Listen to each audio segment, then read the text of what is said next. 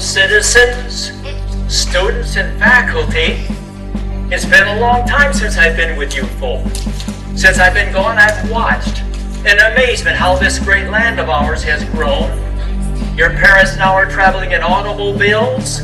People are flying in airplanes, and discovering some have even walked on the moon. And yet, even though some things haven't changed, believe me, students, we're still the greatest country in the world. Well, as I travel across this land of ours, the most asked question people say, Mr. Lincoln, who was it that taught me good habits? Was it my mother, my father, the neighbors, which was the Clary Girl Boys? February 12th, 1809 in Hodgenville, Kentucky, in a log cabin with one door and one window, and on a dirt floor. I was born at the home of my parents, Thomas and Nancy Hanks Lincoln. And you know, because of my parents' love for me, they gave me a name, that of Abraham.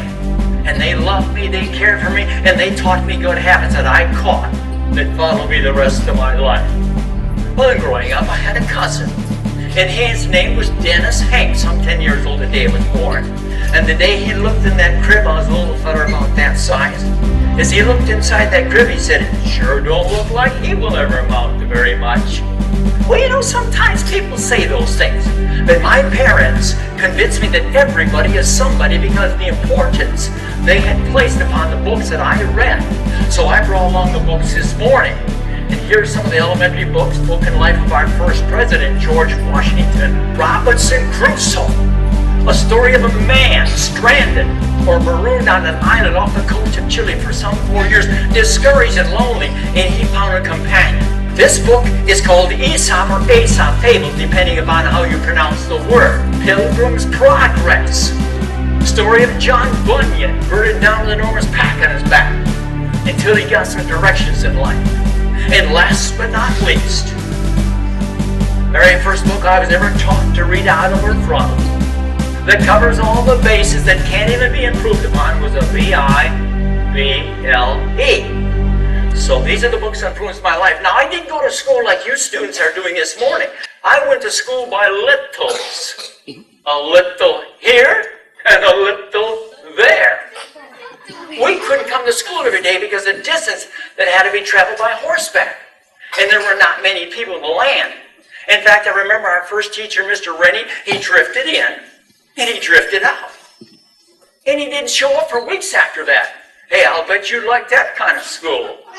Well, let me say, you forget over a period of days, and that's why. So I had very little schooling. But those books I read, I mastered those books. In fact, I had an intense thirst for knowledge. And my cousin Dennis says, there's something peculiar about Abe. He's always reading books. And I said, the best friend I ever had was a feller who get me a book that I ain't read. That's how much I enjoyed reading books. And then, of course, I remember the first time I wrote my name in school. What do you students today do you use to write your names with? Pen or a pencil? Well, we didn't even have a pen or a pencil. We had to use a feather from a wild bird. What kind of bird do you think that was? What kind of bird do you think that would have been? Yes. Not a duck? Yes. Well, what was that? A turkey. Did you call me a turkey?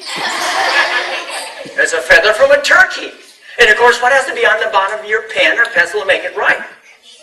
Ink or lead. We didn't have no ink. We had to go way out there in the woods and reach up and get a pokeberry off that tree. Take that berry and squeeze that juice out to make a paste. Then you take and dip that feather in there, and it made sort of a sticky or a gooey or a chemical reaction to paper, and it ate the paper in a great big hole. So we had nothing to write on.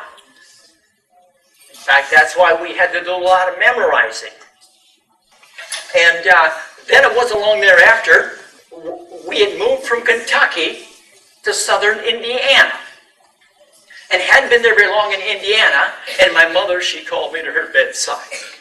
She spoke her last words. She was dying with milk sickness, something you students don't have to worry about today.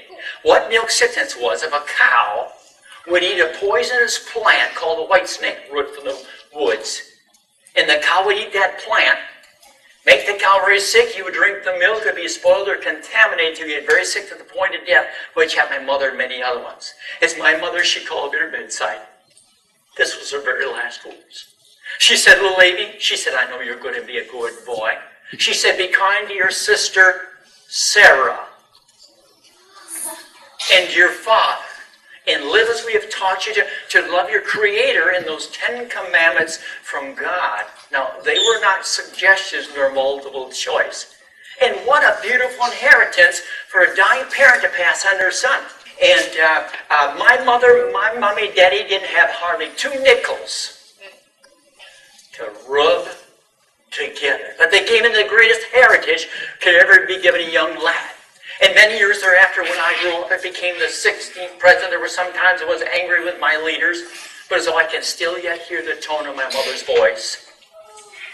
As I sat upon her knee, little lad, it went something like this: thou shalt not steal, and you should not kill, and you're not supposed to use his name in vain by swearing, and honor your father and your mother. You see, students, when we're honoring our parents, and yes, our elders and teachers, we're honoring him.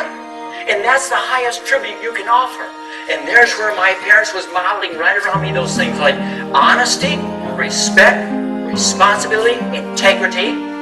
In fact, I discovered those good character traits that I'm talking about tend to flourish in later life when the good seeds are sown in early life. And yes, there's where I was getting a jump start. Yes, a head start.